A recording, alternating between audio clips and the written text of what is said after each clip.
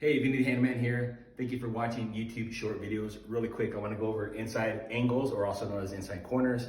I have a 4-inch trowel that we're going to be using, and also this inside corner trowel that's really good for beginners. Okay, so if you're going to use the 4-inch, it's important to let one side dry at a time, so give it about a 2-hour window.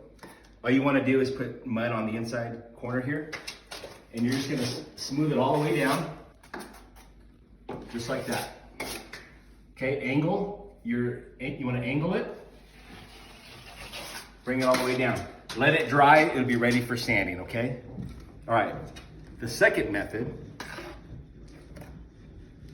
you want to put enough mud on the inside corner and go all the way down with it.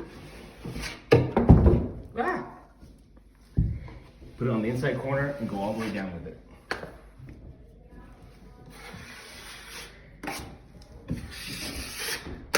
All right, and that's all it takes.